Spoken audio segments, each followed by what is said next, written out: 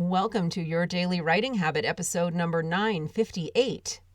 If you are writing a book or thinking about it, or maybe you've started writing a book but you need some help getting it done, you are in the right place.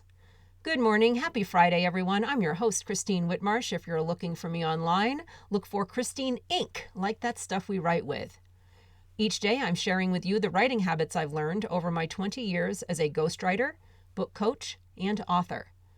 I have found that three things in particular have a huge impact on your success as an author, and they have the ability to turn a quote-unquote non-author into a published one. Those three things, my pillars here in the show, are writing fundamentals, productivity, and mindset habits. Here's today's quote. Quality is remembered long after price is forgotten. And this quote has been attributed to several individuals, so let's just call this unknown as the source. Quality is remembered long after price is forgotten.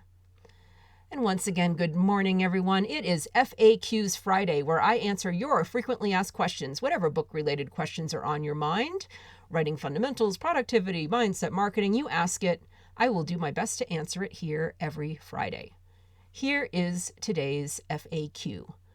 I think, and think is in quotes, I think I'm done writing the rough draft of my book. What are the different ways I can have someone review it and let me know where the problem areas are? And this is great. This is one of my favorite subjects, manuscript analysis. Yes, also a distinction I'm asked about quite a bit, hence the FAQ. Now, broadly speaking, there are three different methods of having your manuscript reviewed, and method number 3 I absolutely do not recommend, but let's start with the other two. Number 1, many of you are probably already familiar with this term, beta readers, beta reading. In short, these are your fellow authors who offer to review your manuscript and give you feedback, usually pretty broad feedback, but feedback, usually for a nominal fee or in exchange for you doing the same for their manuscript. And there are many beta reading groups on Facebook where you can facilitate such an exchange. Just search beta reading or beta reader. You'll find a million of them, so lots of different exchange opportunities. And the big pro in using a beta reader is the cost savings, usually very nominal fee. The disadvantage, though, is that beta readers typically are not writing or publishing industry professionals. So the feedback you receive, it might be really good. It's kind of hit or miss. It might be really good, or it might simply be based on their personal opinion or biases or writing preferences.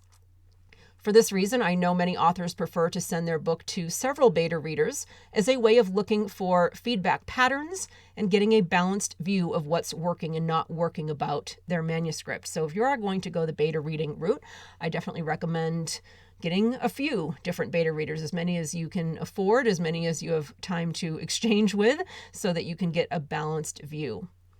Now, option number 2 for getting feedback on your completed rough draft manuscript is a literary analysis done by a professional. And I personally call this an editorial analysis, and that's a fairly standard industry term. And also, full disclosure, this is a service that I offer and that I enjoy doing very much. So if I sound biased, it's because I am. There is a clear difference between a beta read and an editorial analysis of your manuscript, a difference in quality and therefore cost. Which service you choose also speaks to your goal for your book. What level of professional quality are you looking to achieve in your finished book? I'm sure I don't have to remind you, you get what you pay for. And I actually think of an editorial analysis as more comparable to the work of a developmental or line editor, the person who goes through your manuscript line by line to spot every last thing, from big picture all the way down to smaller writing issues and patterns. The only difference is that a line editor will generally fix all those things for you. A professional like me doing an editorial analysis will tell you all the things you need to do to bring your manuscript to the finish line, but more of a DIY, okay, now go do it. So there's a definite cost difference between the two services. Of editorial analysis that I provide is definitely, a lower cost than a line editor or a developmental editor. Two different types of services, but comparable in that way. Finally, drum roll, the option I do not recommend, option number 3. I call this the friends and family peanut gallery. Passing your manuscript around the dining room table, so to speak. The people who know you may be well-intentioned and they may swear up and down that they'll be unbiased, and they probably truly mean that in their heart of hearts. But the way the human brain works, that's pretty much impossible. A couple other major points to differentiate the friends and family peanut gallery from beta readers and literary professionals. Number 1, how many of your friends and family are published authors? Number 2, how many of them are literary professionals? And again, there's the bias thing. And sure, the price is right. Most likely the price for this option is free. But again, you get what you pay for. So I hope that helps you all make the distinction between various ways that you can have people review your finished rough draft manuscript and just kind of look for the major issues and see what needs to be done, as I say, to get it to the finish line. And what about you? What questions do you have for me about writing and finishing writing an awesome book? Please send them to me through my website contact page. I will put the link in the show notes or wherever you find me on social media. Let me know you have an FAQs Friday question thing. Hi, it's Friday.